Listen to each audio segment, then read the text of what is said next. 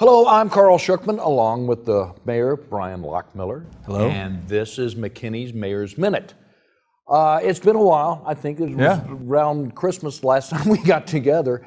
There's been a lot that's been going on. I guess the most exciting thing is the 6-acre site downtown, which used to be the old courthouse.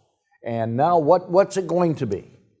Yeah, it's real exciting because we have an agreement with Robert Shaw and Columbus Realty to do a mixed-use development down there, and I think it's going to be fantastic. And he has been very good about working with us and communicating with the residents about making sure it blends in with our historic district, and he's got an incredible track record for success. But what we're looking at right now is a mixture of restaurants, office development, residential.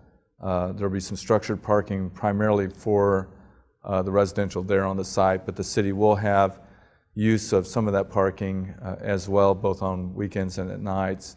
We're talking about changing the streetscape where some of the streets will come through to connect Chestnut Square to the downtown area, probably more in a pedestrian-friendly way as opposed to driving traffic. But it's going to be, I think it's going to be a real catalyst for our town center's development. That's what I was going to talk to you about. It almost expands downtown, the historic square, out a little bit towards Chestnut Square, doesn't it? It really does, and it's something that, honestly, we've talked about this for years, about we really need to expand the downtown beyond the central square. And you're starting to see a lot of development with this 9-acre site. You're seeing development on the other side of the square near City Hall with townhomes being built and a couple of other buildings. And ultimately, I hope that it will also bleed over to the other side of Highway 5, where we'll start to see some more development over there by the cotton mill and the flour mill and that area. And it's just real exciting. One of the things that it kind of draws back to, it really takes a look at our historical past, because that's where McKinney really first started, wasn't it? It really did, and we want to maintain that feel. I mean, McKinney's going to continue to grow. We're going to continue to expand out away from our natural boundaries that we have right now. But the one thing that everybody always talks about is our historic downtown and our historic area, and that is the living, breathing history. And when you look at what's happened, for example, with the cotton mill and Tubbs Brewery out there, and what they're doing in the flour mill and all of that land along there, and we have projects with the Regional Transportation Commission to help us beautify Highway 5 at some point, assuming we can get the money from them. It really will, downtown's going to be a jewel, and that's what we want it to be. Some of the plans that I have seen really involved the old Highway 5. And how does that come into play with downtown, the development of downtown?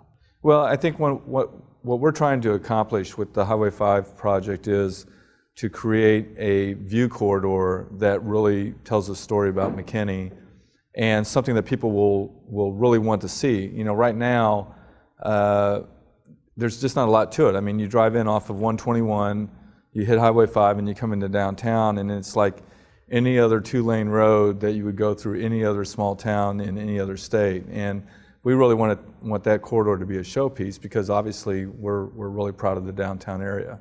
One of the things that has been, I know that you've been so involved with, is the parking situation with the parking committee that you've had. Right. Has that happened the way you wanted it to happen?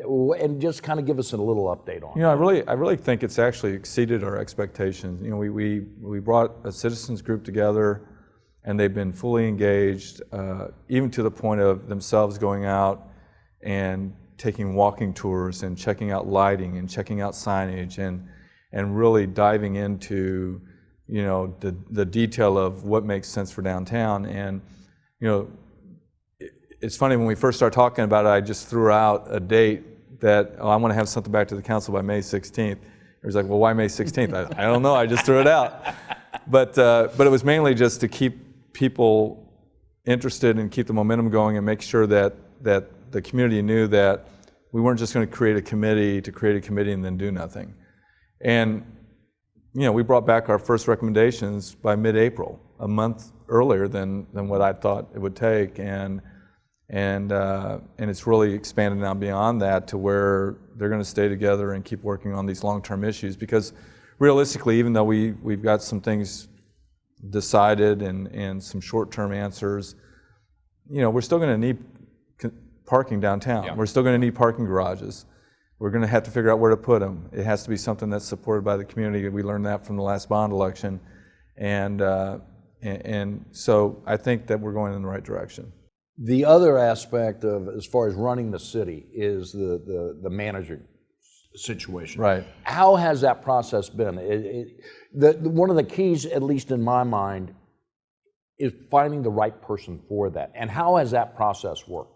It's been a good process. We have a good search firm that we hired with Ralph Anderson Consulting, and they really, they've done a lot of these, but they came in and they basically said, what is it that you want us to do? They didn't take their model and impose it on the city of McKinney. And the things that we talked about were, community buy-in. You don't normally do 2 public meetings in a city manager search, and we did.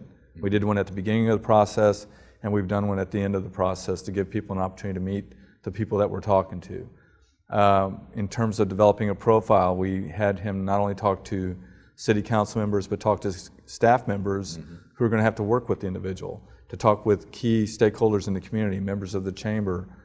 And again, because we want somebody who is going to not only be the day-to-day manager of the city, but also will be a face in the community that people know.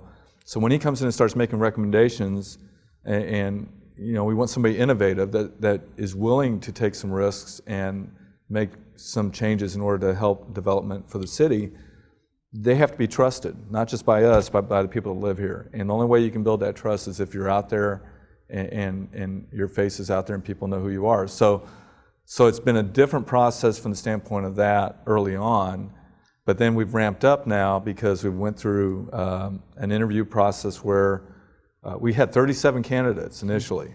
Jeez. And the search firm basically brought it in and narrowed it down to what they consider to be kind of the top tier, and then a secondary group, for a number of reasons. And somebody might say, well, how do you become first tier versus second tier? Well, second tier might be people that maybe didn't have as much experience, or they were working in cities, small cities of 5,000 to 10,000 people or 15,000 people, as opposed to cities of 50 or 80 or 100,000 people. Other things that we looked at from the standpoint of background. So they did social media searches. We wanted to know, was there anything controversial in the cities that they worked at before where they had to address issues and maybe they either addressed them well or they didn't. So we're really digging deep to make sure that we get somebody who truly is a good person. And I feel like we did that. We started off with 6 people in that top tier. We narrowed it down to our top 2, which are the 2 that we brought out to the community most recently. When you have 2 finalists and you feel like you could be happy with either one, that's not a bad thing. Well, and when you have a bar set at the level that McKinney's bar is set, it really puts the screws to everybody to do the right thing and to really do their homework to find the right person. It really does, and I can't. I don't want to leave this topic without saying this. Having Tom Muhlenbeck here for the last 2.5 years has significantly helped us with this search, because if you think about it, one of the negatives about McKinney over the last 10 to 12 years has been the lack of continuity in that position and the lack of stability. And that was a big concern of mine, what kind of candidates are we going to get, given the fact that we've gone through that. And I think with him having been here the last 2.5 years, given his reputation, the number of years that he's been in city management, and the fact that he was willing to take a chance with McKinney and help us through that period, has helped us draw some really exceptional candidates.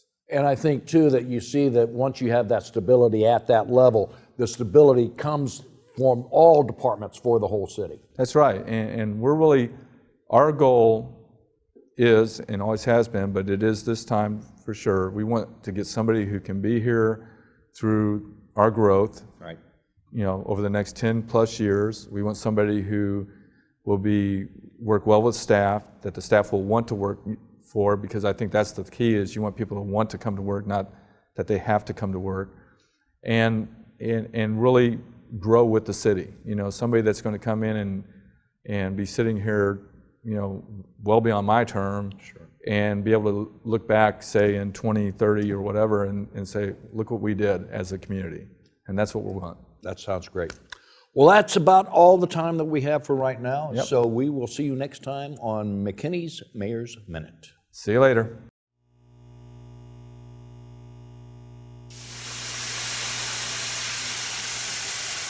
McKinney Vision is owned and operated by the city of McKinney, Texas.